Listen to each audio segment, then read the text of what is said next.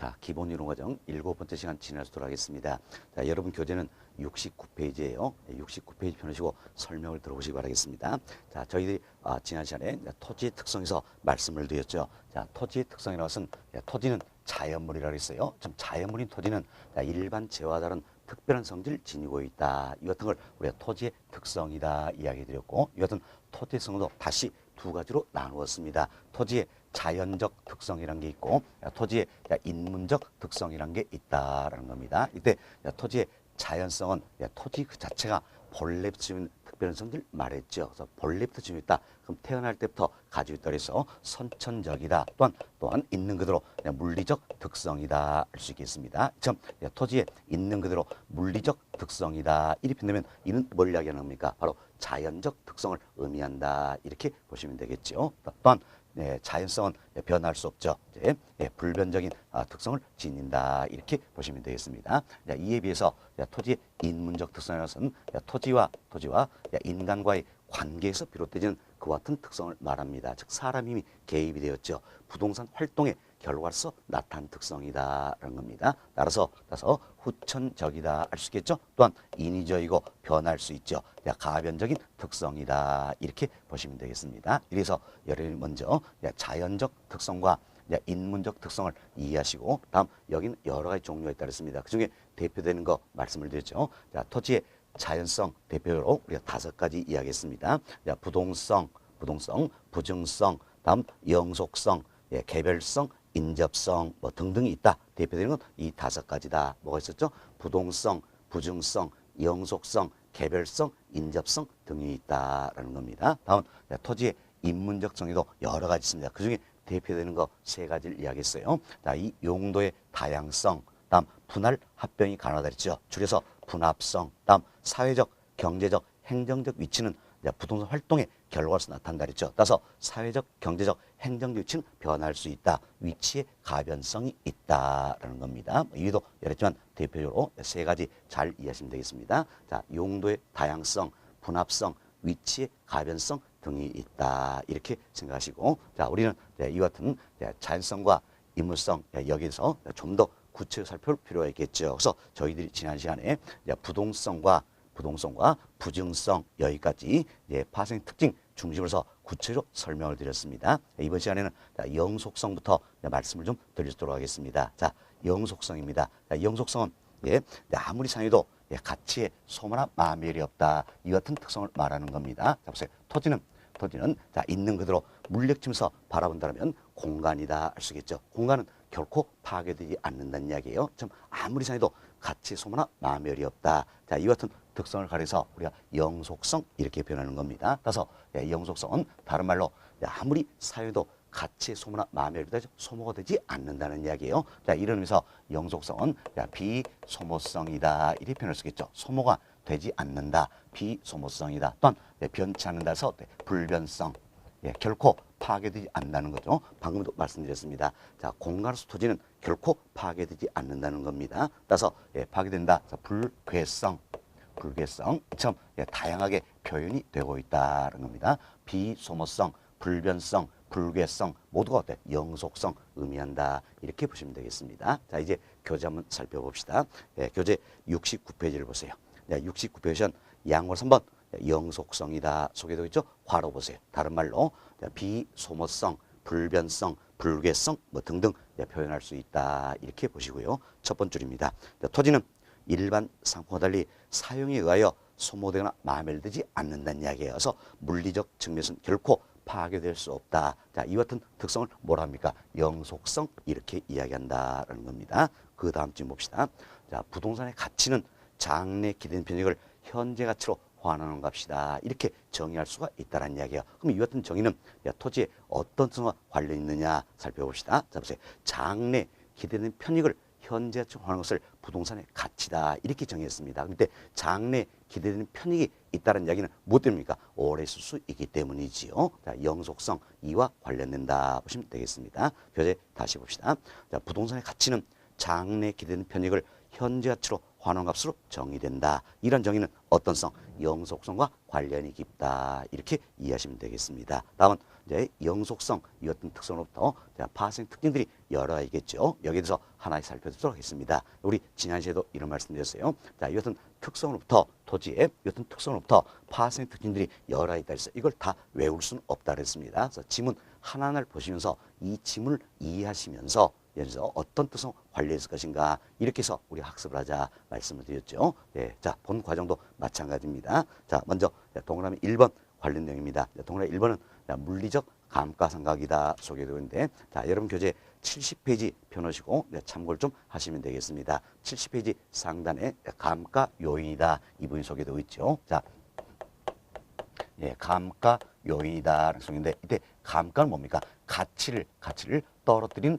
요인이다 이렇게 보시면 되겠습니다. 이것은 가치를 떨어뜨리는 감가 요인에도 여러 가지 있습니다. 대표로 우리 네 가지 정도 들어볼 수 있겠는데, 자, 먼저 물리적 감가 요인이 있고요. 다음은 기능적 감가 요인, 다음은 경제적 감가 요인, 그리고 법률적 감가 요인이 있다는 겁니다. 먼저 여기에 대해서 용어 정리가 되셔야 되겠습니다. 자, 물리적 감가 요인은 것은 부동산의 물리적 상태가 악화가 된다는 이야기예요. 자, 그래서 시간이 경과에 따라서 물리적 상태가 악화될 수 있겠죠. 이로 인해서 가치 손실이 발생을 하게 된다면 이때는 어때? 가치를 떨어뜨리겠죠. 감가의 대상이 된다는 겁니다. 참 물리적 상태가 악화되어서 가치의 손실이 발생한 경우 이때가 바로 뭡니까? 물리적 감가 요인이다라는 겁니다. 다음 기능적 감가 요인은 부동산 자체로 제 기능을 다하지 못하더라는 이야기예요. 좀 제 기능을 다하지 못한다. 기능의 진부화. 자, 이로 인해서 가치 손실이 발생한다면 감가의 대상이 되겠죠. 이때 적용되는 게 기능적 감가다라는 겁니다. 다음 경제적 감가라는 게 있어요.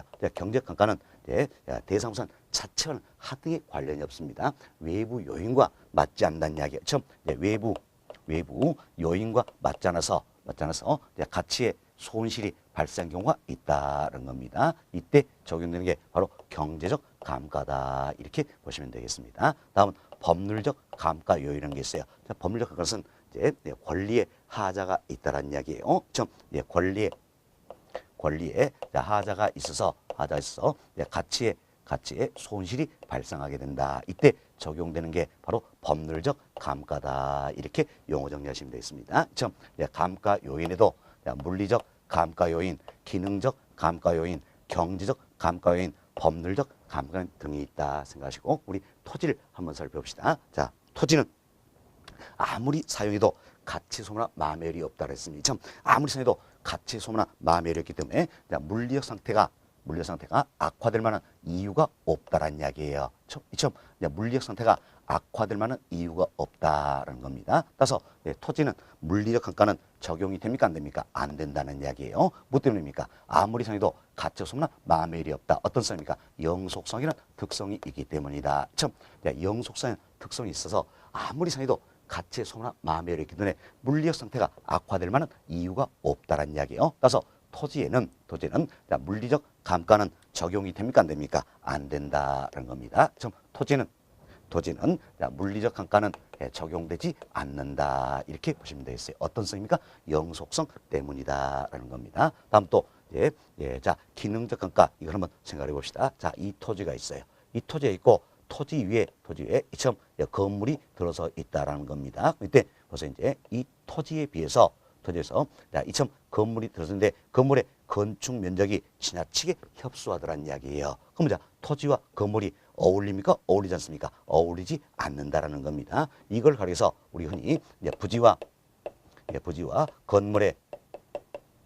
건물의 부적응이다 이렇게 표현하는 겁니다. 자, 보세요. 부지 즉 토지와 건물이 어울리지 않는다는 이야기예요. 우리 이런 예를 들었죠. 이 토지에 비해서 건물의 건축 면적이 지나치게 협소하다는 이야기예요. 그래서 부지와 건물이 어울리지 않는다. 그럼 이때는 이 토지가 제 기능을 다하고 있다. 할 수 있어요? 없어요? 없잖아요. 따라서 가치의 손실이 발생하게 된다는 겁니다. 이처럼 기능의 진부와 제 기능을 다하지 못하더라. 이래서 가치의 손실이 발생하게 된다는 겁니다. 그럼 토지를 할 자도 이처럼 자, 제 기능을 다하지 못해서 가치 손실은 발생될 수 있어요, 없어요? 있다라는 이야기지요. 있다. 그래서 토지할자도 기능적 감가는 적용이 된다. 이렇게 보시면 되겠습니다. 자, 다음은 예, 자, 이 토지가 있습니다. 자, 이 토지는 어때? 외적인 요인에 의해서 어때? 부정적인 영향에 의해서 가치가 어때? 이처럼 하락할 수 있어요, 없어요? 있다라는 겁니다. 결국 토지할자도 이처럼 외부 요인에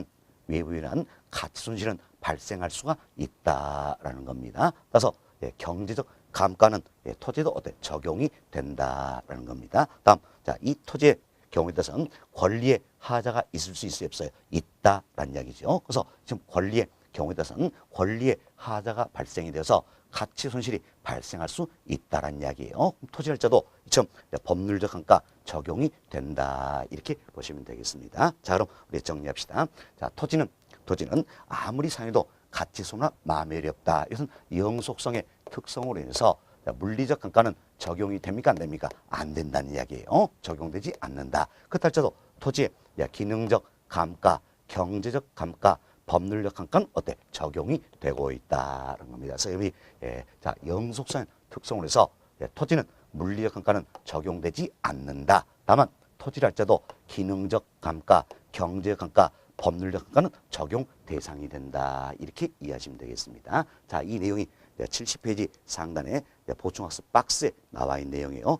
박스 한번 봅시다. 박스 보시면 감가 요인이다 소개되어 있죠. 두 번째 줄 중간쯤 보세요. 자, 영속성이라는 특성을 하여 토지의 물리효과는 적용되지 않는다는 이야기예요. 그렇다할지라도 기능적, 경제적, 법률적 감가 등은 어때? 적용 대상이 된다. 이렇게 이해하시면 되겠습니다. 동그라미 1번 물리적 감가 요인은 부동산의 물리적 상태가 악화되어 가치의 손실이 발생한 경우를 말하는 거죠. 동그라미 2번 기능적 감가 요인은 기능의 진보화로 부동산이 제 기능을 다하지 못하여 가치의 손실이 발생한 경우를 말한다. 동그라미 3번 경제적 감가 요인은 외부 요인을 하여 가치의 손실이 발생한 경우를 말하는 거죠. 동그라미 4번 법률적 감가 요인은 부동산의 권리나 이익에 하자가 있어 가치의 손실이 발생한 경우를 말한다. 이렇게 용어 정리해 놓으시기 바라겠습니다. 여튼 토지는 영속성 특성에서 물리적 감가는 적용되지 않는다. 그렇다고 기능적, 경제적, 법률적 감가는 적용의 대상이 되고 있다. 이렇게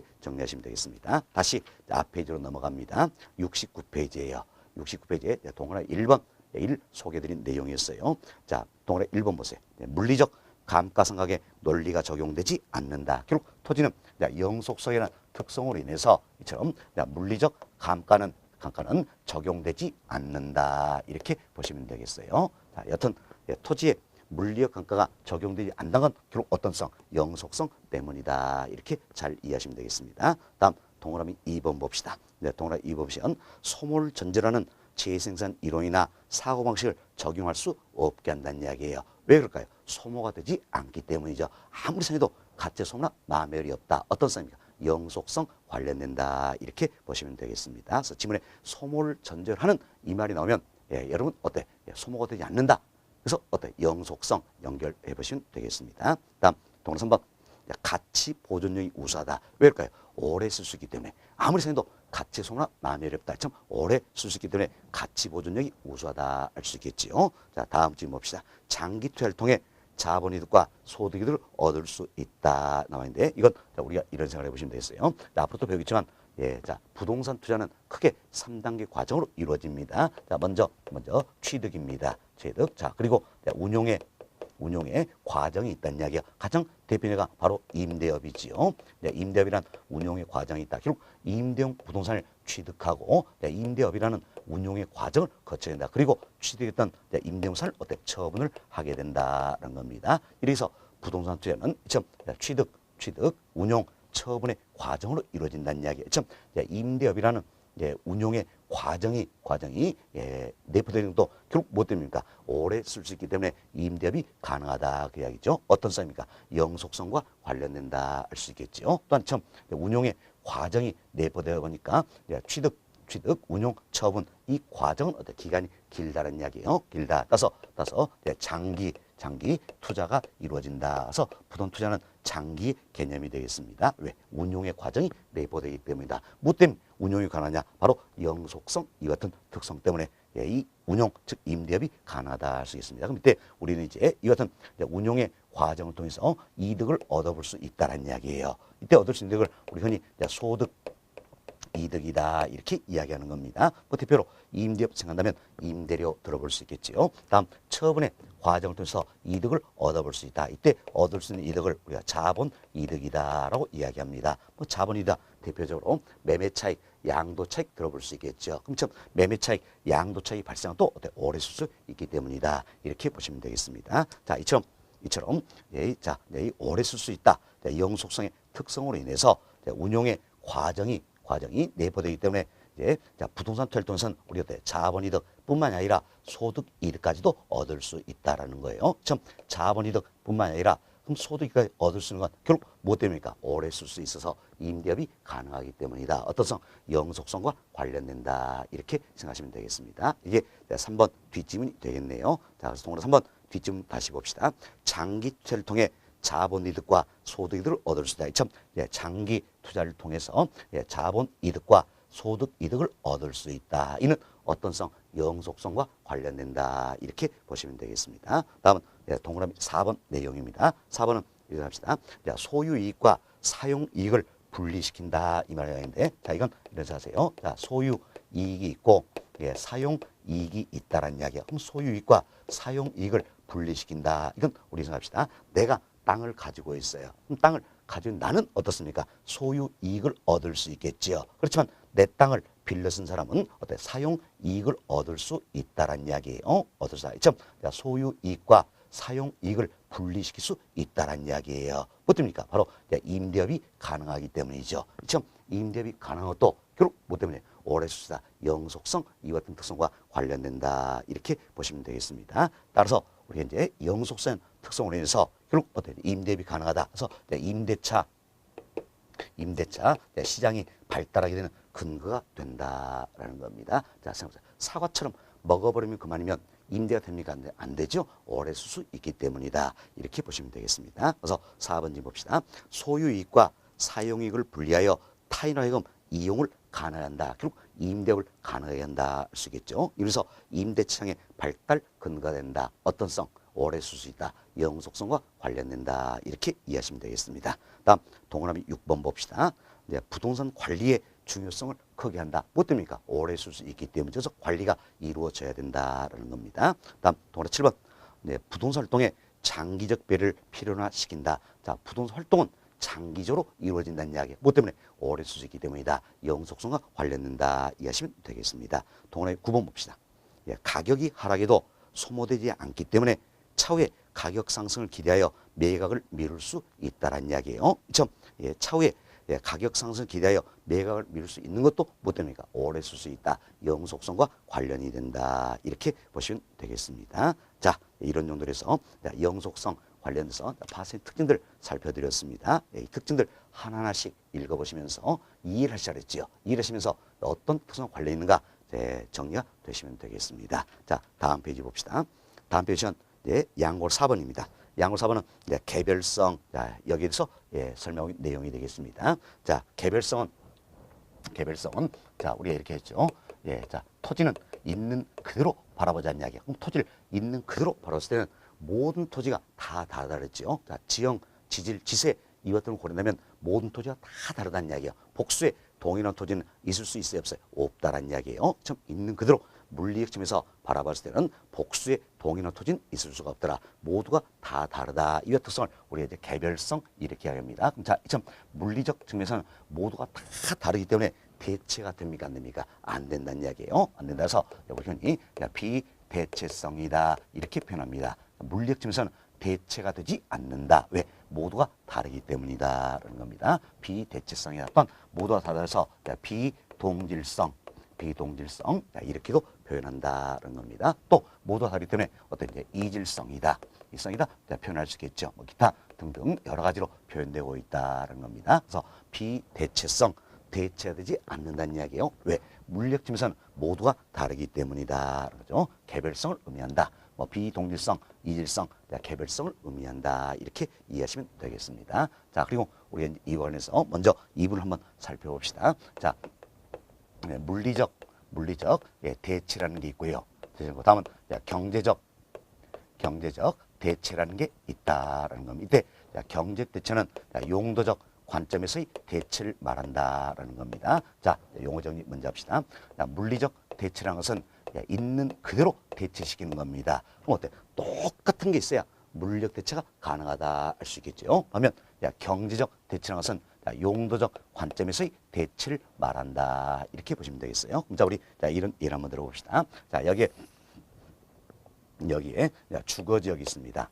주거지역인데 이 주거지역에 나는 A라는 이 땅 위에 내 집을 지어도 좋고 다음은 B라는 이 땅 위에 내 집을 지어도 좋다라는 이야기예요. 그럼 자 보세요. 내 집을 짓게 한 땅으로서는 A도 좋고 B도 좋다라는 이야기. 어디에 내 집을 지어도 좋다라는 이야기예요. 그럼 이때는 자, 집을 짓게 한 땅으로는 자, 즉 용도적 관점이죠. 집을 짓게 한 땅으로는 A도 B도 좋기 때문에 A와 B가 어때? 대체가 된다 할 수 있겠지요. 자, 그래서 토지는 이처럼 경제적 대체, 용도적 관점의 대체는 어때요? 가능하다는 이야기예요. 가능하다. 뭐 때문입니까? 인접되어 있기 때문이다. 그래서 이는 인접성과 관련된다. 이렇게 보시면 되겠습니다. 이처럼 집을 짓기 위한 땅으로는 A도 좋고 B도 좋다. 어디 집 지어도 좋다는 이야기예요. 집을 짓는 땅으로는 대체하지만 있는 그대로자는 이야기예요. 자, 물리적 측면에서 바라봅시다. 있는 그대로 보면 A와 B는 지형, 질세, 이것들은 같습니까? 다릅니까? 다르다는 이야기예요. 다르더라. 따라서 있는 그대로 물리적 측면에서 대체는 됩니까? 안 됩니까? 안 된다라는 이야기지요. 안 된다. 뭐 때문입니까? 바로 개별성이란 특성 때문이다라는 겁니다. 이처럼 토지는 자, 인접성이란 특성이 있어서 경제적, 즉 용도적 관점에서 대체는 어때? 가능합니다. 그렇다 할지라도 개별성이란 특성으로 해서 물리적 대체는 어때? 불가능하다라는 이야기예요. 좀 개별성이란 특성으로 해서 물리적 대체가 불가능하기 때문에 완전한 대체 관계가 성립될 수 있어요, 없어요? 없다. 이렇게 보시면 되겠습니다. 그래서 부동산 시장에서는 또는 토지 시장에서는 완전한 대체가 성립될 수 없다라는 이야기예요. 뭐 때문입니까? 바로 개별성이란 특성이 있어서 물리적 대체가 불가능하기 때문이다. 이렇게 이해하시면 되겠습니다. 자, 여기까지 말씀을 드리고 여러분 교재 살펴드립니다. 자, 70페이지 보시면 양으로 4번 개별성이다 소개되겠죠. 다른 말로 우리가 뭐라 표현했습니까? 자, 비대체성이다. 다음 비동질성, 이질성 이렇게 표현을 해드렸습니다. 첫 번째로 봅시다.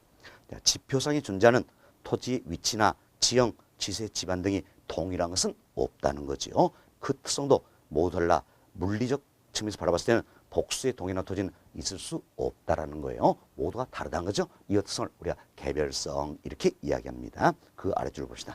개별성으로 인하여 물리적 대체는 이루어질 수 없으므로 자, 우리 여기 설명했죠. 참 개별성 자, 이로 인해서 물리적 대체는 어때? 이루어질 수 없다. 물리적 대체가 불가능하다라는 겁니다. 자, 그 다음 쯤 보세요. 부동산 상품 안에는 완전한 대체 관계가 성립될 수 없다라는 이야기예요. 뭐 때문이니까 바로 개별성 인해서 물리적 대체가 불가능하기 때문이다라는 겁니다. 따라서 개별성은 부동산 시장에서 상품 간 대체 관계를 제약할 수도 있고 토지의 사위나 판매를 둘러싼 계약에 있어 법적으로 대체 가능성을 얻게 만드는 원인이 되기도 한다. 이렇게 이해하시면 되겠습니다. 자, 다음은 개별성으로부터 파생 특징 또 몇 가지 살펴보도록 하겠습니다. 먼저 동그라미 1번 내용입니다. 자, 동그라미 1번 내용은 저희들이 지난 시간에 이렇게 이야기했습니다. 자, 부동산 현상이나 부동산 활동은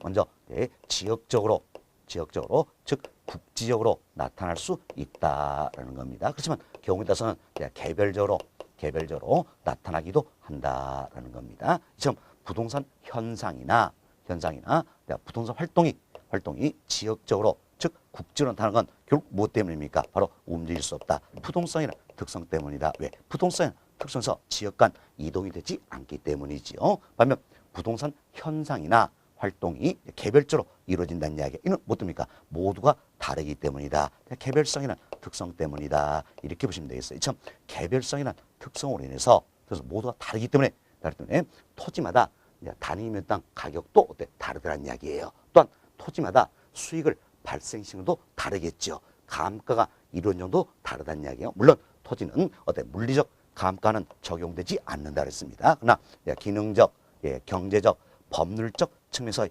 감가는 어때? 적용 대상이라고 그랬지. 좀 토지마다 기능적, 경제적, 법률적 감가 이런 정도 다르더란 이야기예요. 좀 토지마다 가격도 다르고 수익을 발생시는 도 다르고 감가 이런 정도 다르다는 이야기예요. 이런 결론은 뭡니까?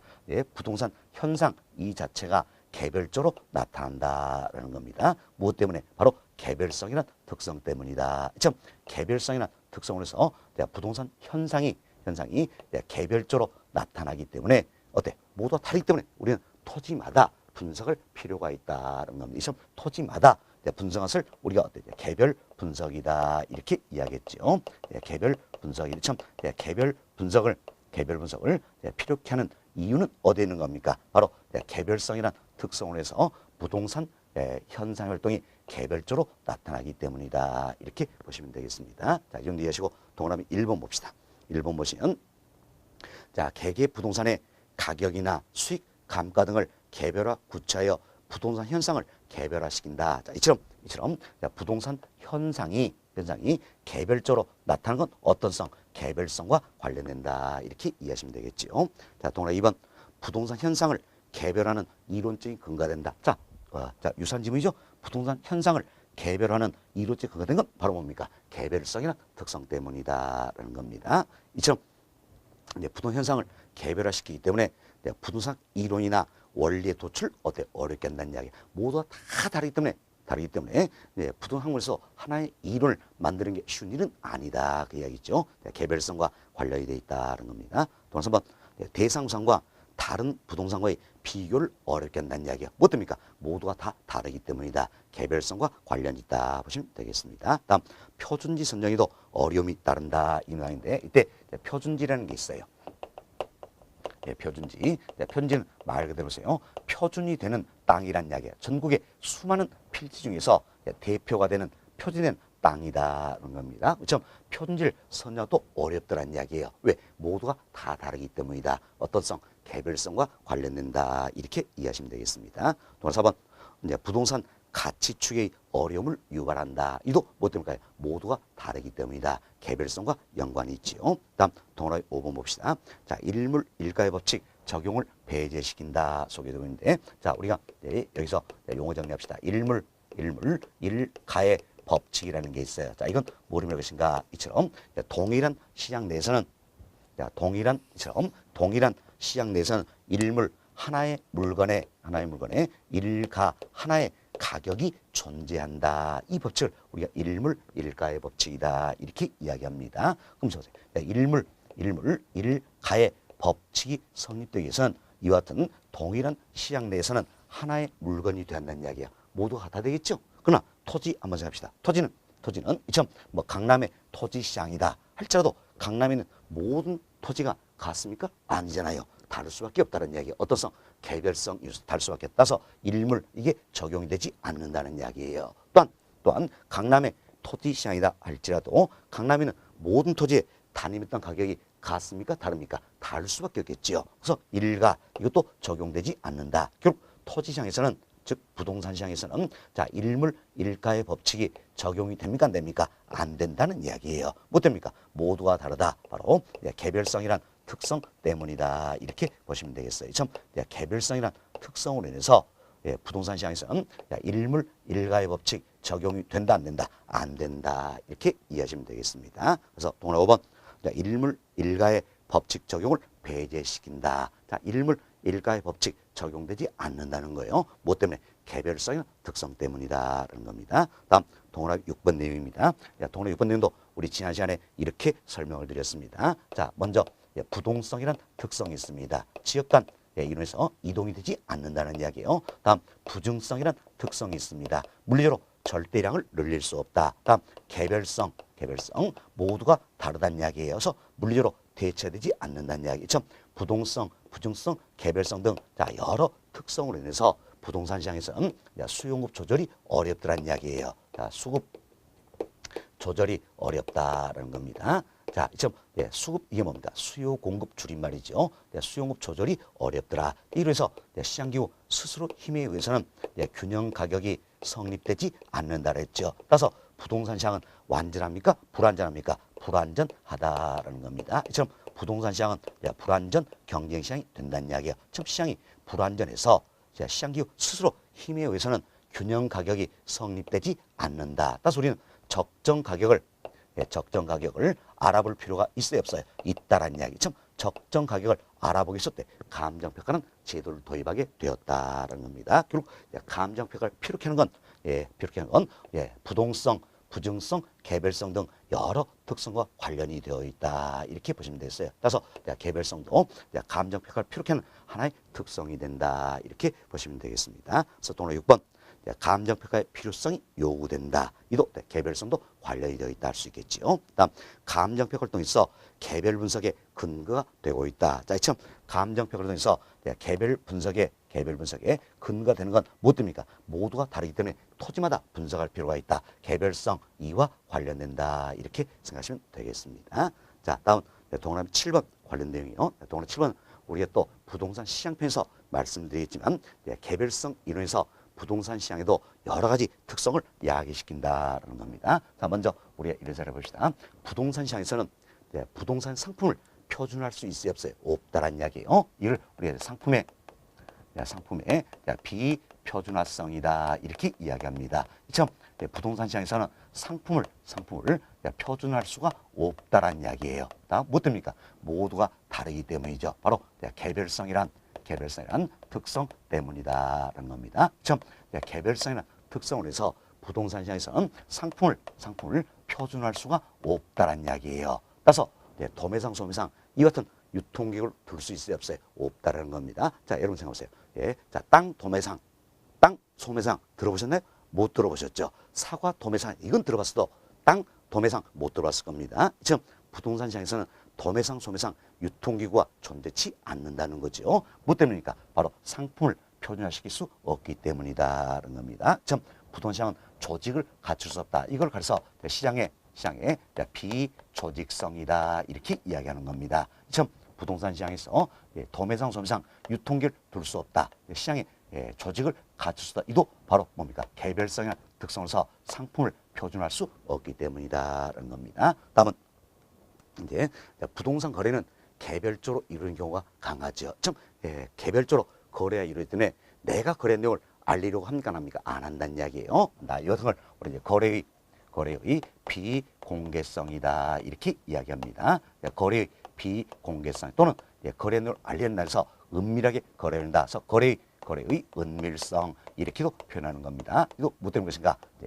개별성의 특성이 있어서 거래가 개별적으로 이루어지기 때문이다라는 겁니다. 또한 이처럼 개별성의 특성이 있어 일물일가의 법칙이 적용되지 않기 때문에 내가 굳이 거래 내용을 알리지 않는다라는 겁니다. 그리고 개별성과 관련이 되어 있다는 겁니다. 이처럼 부동산 시장에서도 자, 상품의 비표준화성, 시장의 비조직성, 거래의 비공개성 특성이 있다는 이야기예요. 자, 이 같은 특성은 결국 토지의 어떤 성 관련이 있으가 바로 뭡니까? 개별성과 밀접한 관련이 있다 이렇게 보시면 되겠어요. 시장편에서도 아주 중요한 내용이에요. 그래서 그때 또 이야기 드렸지만 여튼 상품은 표준할 수 있다 없다 비표준화성. 시장은 조직을 갖출 수 있다 없다 비조직성. 자, 거래 내용을 알리게 한다 안 한다 비공개성이다. 이 같은 특성을 이야기한 건 결국 개별성 때문이다 이렇게 보시면 되겠어요. 자, 이게 동그라미 7번 내용이 되겠습니다.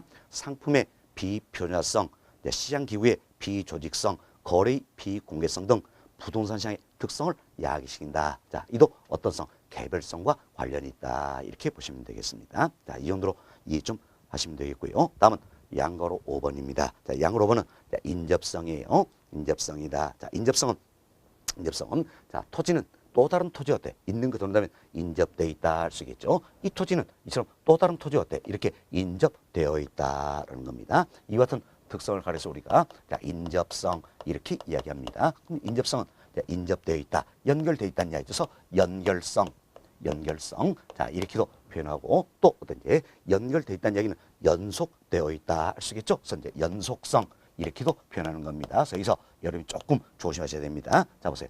연속성 이건 뭡니까? 연속되어 있다. 연속되어 있다는 이야기는 연결되어 있다. 인접성을 의미하는 겁니다. 그리고 우리가 살펴봤던 영속성이 있어요.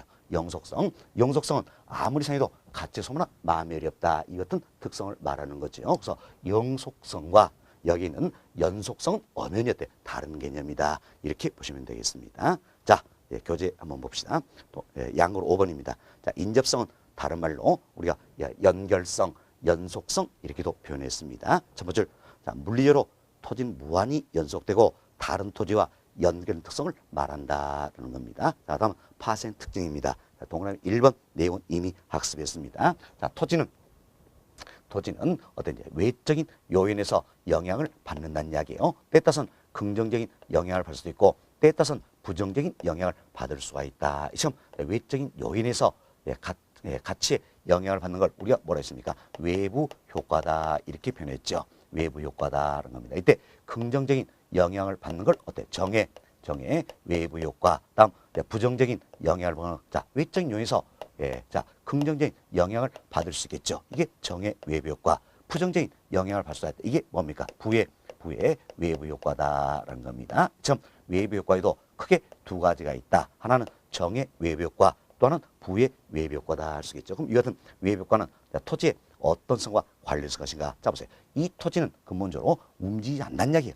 움직이지 않기 때문에 외적인 요인으로부터 영향을 받을 수가 있다. 어떤 성입니까? 바로 부동성 들어볼 수 있겠지요. 부동성 또한 인접되어 있다는 이야기예요. 그래서 인접되어 있기 때문에 인접된 토지로부터 이처럼 영향을 받을 수가 있다. 자, 인접성이 되겠습니다. 인접성. 자, 이처럼 자, 외부 효과는 토지의 어떤 성입니까? 자, 부동성 그리고 인접성과 관련이 되어 있다. 이렇게 보시면 되겠어서 우리 시험 이렇게 한번 줄였죠. 자, 부의 외부 효과는 개별성과 밀접한 관련이 있다. X 잘못되어 있죠. 자, 부의 외부 효과도 외부 효과잖아요. 어떤 성입니까? 부동성과 인접성 이런 특성과 관련이 있다. 개별성이 아니란 이야기예요. 외부 효과는 어때? 부동성, 인접성과 밀접한 관련을 지닌다. 이렇게 보시면 되겠습니다. 이처럼 토지는 외적인 요인에서 영향을 받기 때문에 어때 우리가 이 토지의 가치를 분석할 때는 어때 외적에서 어떤 영향을 받는가 분석할 필요가 있어요, 없어요? 있다라는 이야기에서 어떤 이 지역을 분석할 필요가 있다. 이렇게 생각하시면 되겠습니다. 따라서 이제 부동성, 인접성 이 같은 특성에서 어때 지역 분석을 필요케 한다. 이때 지역 분석은 이처럼 대상 토지가 속해 있는 이 지역을 분석하는 게 지역 분석이에요. 뭐 때문입니까?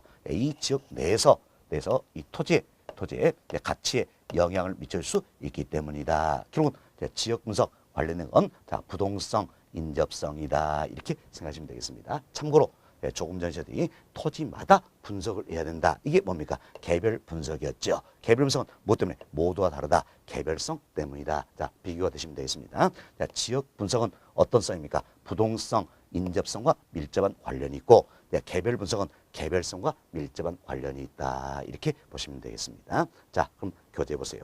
동아리 1번. 자, 외부 효과에는 두 가지가 따르죠. 하나는 정의 외부 효과, 또 하나는 부의 외부 효과다. 이때 정의 외부 효과를 외부 경제, 부의 외부 효과를 외부 불경제 이렇게도 표현하는 겁니다. 그래서 교재 보시면 괄호에 외부 경제, 외부 불경제 나와 있죠. 외부 경제는 정의 외부 효과, 외부 불경제는 부의 외부 효과다. 이렇게 보시면 되겠습니다. 이처럼 외부 효과와 밀접한 관련이 있는 건 결국 어때요? 부동성, 인접성이다. 인접성도 밀접한 관련이 있다. 이렇게 이해하시면 되겠습니다. 동아리 2번. 가격 형성에서 인접지에 인접지는 인접한 토지를 말하는 겁니다. 참 인접지 영향을 받으러 지역 분석에 근거가 된다. 참 지역 분석을 필요한 것도 어때? 부동성, 인접성 이렇게 이해하시면 되겠습니다. 다음 동그라미 5번 보세요. 용도에 있어서 인접지 간 대체성을 존재케 한다. 우리 여기서 학습했죠. 자, 참 인접성 이 같은 특성으로 인해서 경제적 즉 용도적 관점에서 어때? 대체는 가능하게 된다. 이렇게 보시면 되겠습니다. 자, 그래서 인접성까지 이야기를 드렸습니다. 기타 여러 특성이지만 신경 쓰지 마시고 우리는 5가지 중심으로 학습하시면 되겠습니다. 그래서 토지 자연성 대표로 5가지 이야기를 드렸습니다. 자, 부동성, 부증성, 영속성, 개별성, 인접성이다. 이것은 5가지 특성에서 의의와 파생의 특징을 잘 정리하시면 되겠습니다. 자, 다음은 여러분 교재 72페이지를 보세요.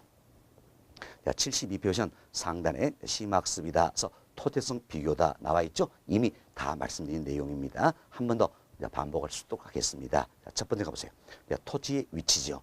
토지의 위치도 크게 두 가지로 나눴죠. 하나는 절대적 위치라는 게 있고 또 하나는 상대적 위치라는 게 있다. 이때 절대적 위치는 있는 그대로 위치를 말하는 거면 즉 물리적 위치다. 이는 변할 수 있어요, 없어요? 없다라는 이야기예요. 없다. 불변이다. 어떤 성? 부동성과 관련이 있다는 겁니다. 그러면 상대적 위치는 우리 흔히 경제적 위치다 이렇게도 이야기하는데 주변에 토종이 어떠느냐 여기다서 결정 위치를 말했죠. 이는 변할 수 있어요, 없어요? 있다라는 겁니다. 그래서 가변적이다라는 건데 이때 상대 위치 즉 경제 위치는 우리가 여기서 있던 사회적, 경제적, 행정적 위치 이걸 총칭하는 표현이기도 하다 이렇게 보시면 돼요. 이는 변할 수 있다. 위치의 가변성이 있다라는 이야기예요. 결국 있는 그대로 절대적 위치 즉 물리적 위치는 부동성이란 특성으로서 불변이지만 상대적 즉 경제 위치는 변할 수 있다 이렇게 보시면 되겠습니다. 다음 두 번째 칸 토지의 공급입니다.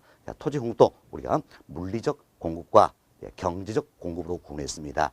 물리적 공급은 토지의 절대량을 늘리는 거지요. 자, 이는 가능합니까? 불가능합니까? 불가능하다 그랬어요. 왜? 부증성이란 특성을 해서 토지의 물리적 공급은 불가능하다. 그렇지만 용도의 다양성이라는 특성이 있어서 이 경제적 공급, 즉 용도적 관점에서 공급은 가능하다라는 겁니다. 다음 토지의 강가입니다.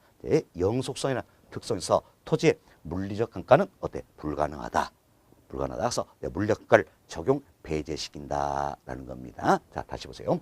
영속성 특성에서 토지의 물리적 강가는 적용이 됩니까? 안 됩니까? 안 된다라는 이야기예요. 적용 배제다라는 겁니다. 그렇지만 토지 발자도 기능적, 경제적 강가는 적용 대상이 되고 있다. 이렇게 이해하시면 되겠습니다. 다음은 토지의 대체입니다. 토지는 물리적 대체는 불가능하다 그랬지요. 어떤 성입니까? 개별성 이론에서 물리적 대체는 불가능하다. 그렇지만 인접성이란 특성에서 경제적 즉 용도적 관점에서 대체는 가능하다. 이렇게 비교하시면 되겠습니다. 자, 이렇게 해서 저희가 지금까지 학습의 내용을 한 번 더 반복해서 정리를 해드렸습니다. 다음 이제 2번 챕터로 넘어갑니다.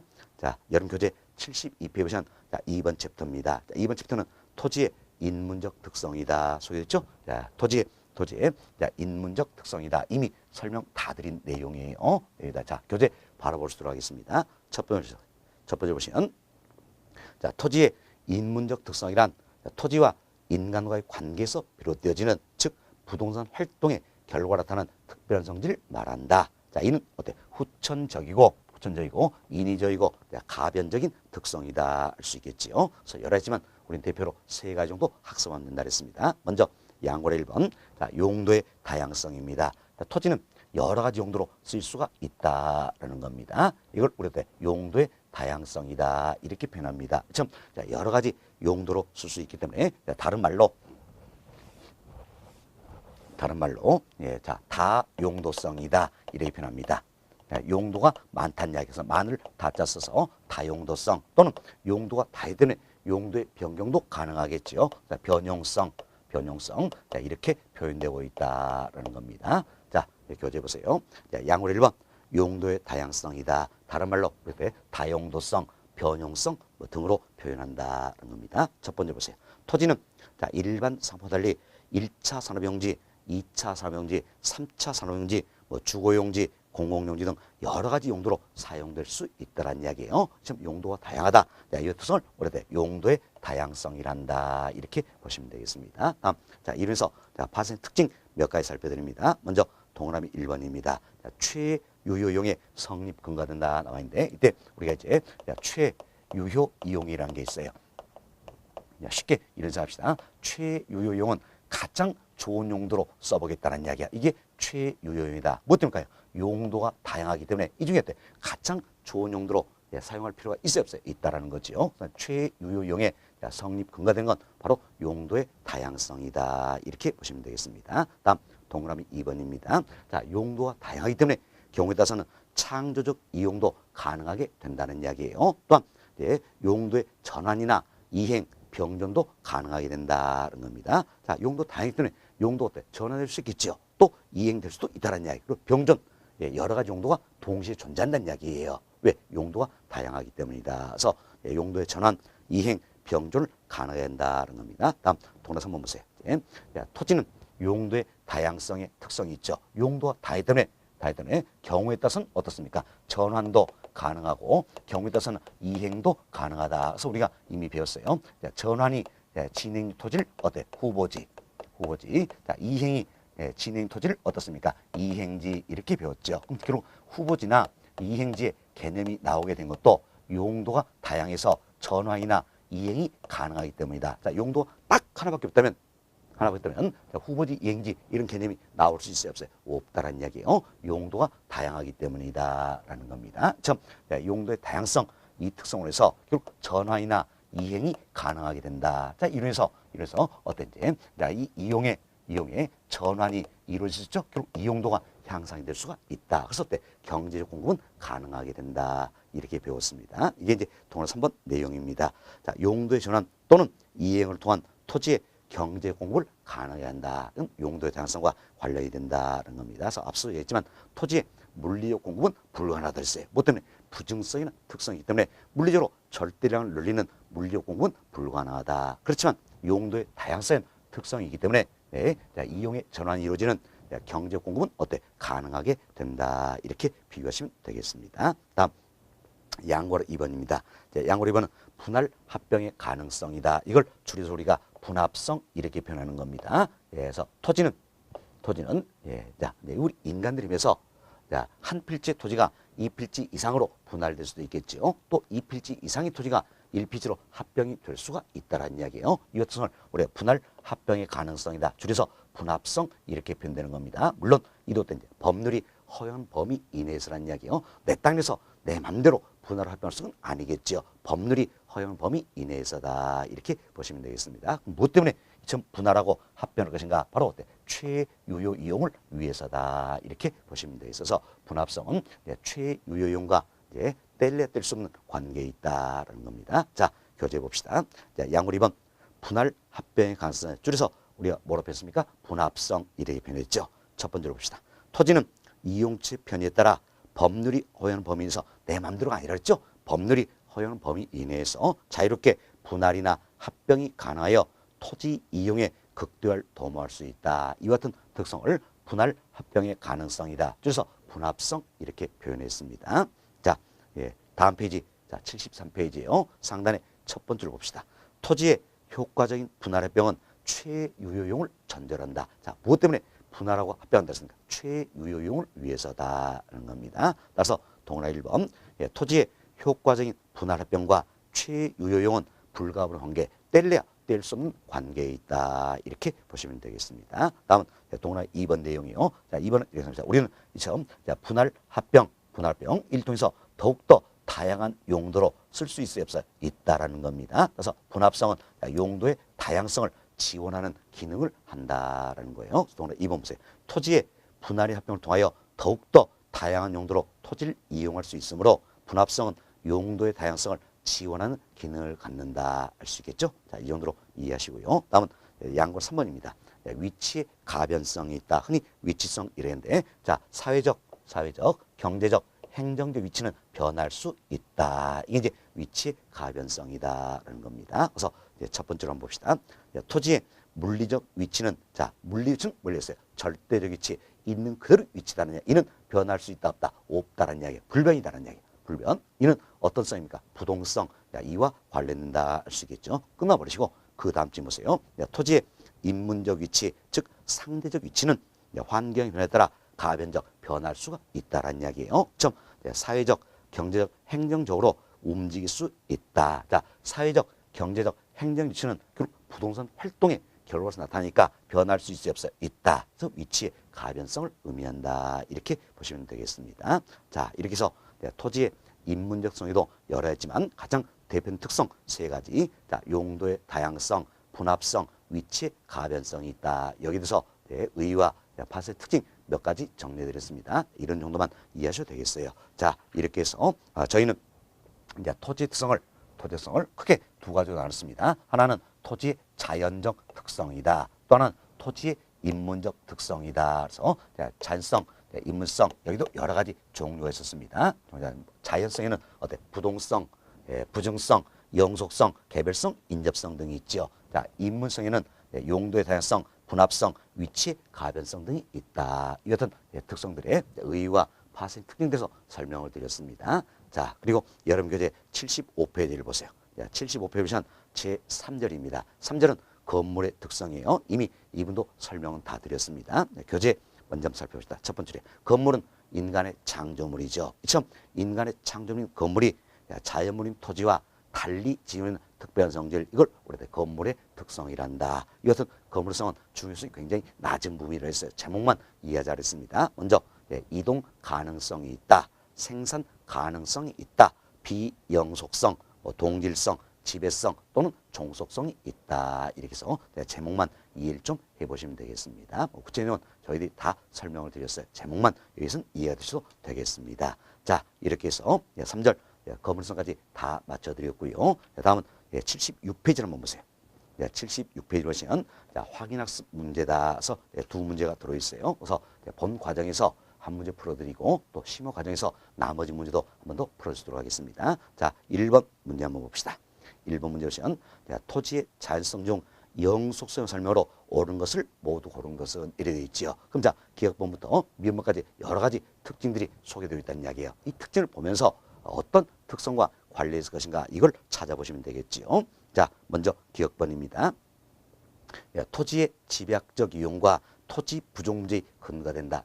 토지를 집약해서 이용한다는 이야기예요. 뭐 때문입니까? 토지는 물리적으로 절대량을 늘릴 수 없기 때문이다. 아시겠죠? 그래서 기억번은 뭡니까? 부증성, 자, 이와 관련된다. 이렇게 보시면 되겠습니다. 그 다음 점 봅시다. 토지 부족 문제의 근거가 된다. 뭐 때문에? 토지의 물린 절대량을 늘릴 수 없기 때문이죠. 그래서 부증성과 관련된다는 겁니다. 니뭐 보세요. 소몰 전제는 재생산 이론과 감가상각 이론이 적용되지 않는다는 이야기예요. 이는 뭐 때문입니까? 아무리 생각해도 가치 소모나 마멸이 없기 때문에 소몰 전제는 재생산 이론 적용할 수가 없다라는 이야기예요. 또한 물리적 측면에서는 감가 적용성이 됩니까 안 됩니까? 안 된다 그랬죠. 그래서 물리적 감가는 적용 대상이 되지 않는다 그랬습니다. 자, 이는 어떤 사입니까? 영속성 관련이 있지요. 다음은 디귿번 봅시다. 디귿번 부동산 활동을 임장 활동화시키며, 자, 임장 활동은 현장에 임하는 거죠. 부동산 활동을 임장 활동으로 만들어주는 건 어떤 성입니까? 바로 부동성, 그리고 개별성, 이와 관련이 있다. 우리 설명드렸죠. 그 다음 쯤 봅시다.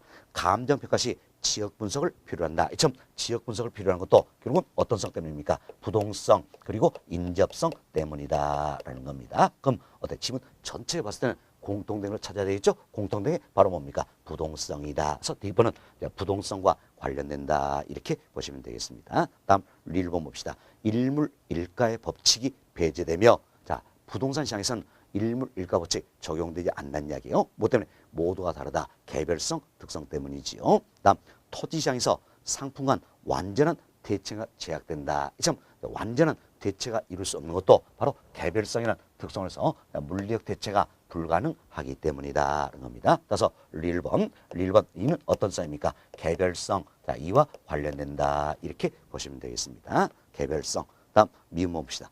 부동산 활동을 장기 배력하며, 자, 부동산 활동은 장기적으로 이루어진다. 뭐 때문에? 오래 쓸 수 있기 때문이죠. 바로 영속성, 자, 이와 관련될 수 있겠지요. 다음 토지의 가치 보존력을 우수하게 한다. 가치 보존이 우수한 것도 오래 쓸 수 있기 때문이다. 어떤 성입니까? 영속성이다. 따라서 영속성에 관련된 건 결국 뭡니까? 니은, 미음 두 가지다. 이렇게 보시면 되겠습니다. 니은, 미음 두 가지. 따라서 답은 몇 번이 되겠습니까? 2번 이렇게 체크하시면 되겠어요. 어때? 어려운 편 아니죠? 그래서 여러분들이 이런 문제를 맞추기 위해서는 우리가 어떻게 합니까? 지문 하나하나를 이해하시면서 어떤 관련이 있더라. 이것만 잘 찾아주시면 되겠다는 겁니다. 그래서 1번 문제 하나 풀어드렸어요. 답은 2번이었습니다. 자, 이렇게 해서 저희들이 이제 3장 부동산의 특성이다. 이분도 다 말씀을 드렸습니다. 자, 여기까지가 우리 교재 1편 부동산 총론이 되겠습니다. 그래서 이번 시간까지 해서 우리 교재 1편 총론을 다 말씀드렸고, 다음 시간부터는 이제 우리 교재 2편 강론에 대해서 설명을 좀 드리도록 하겠습니다.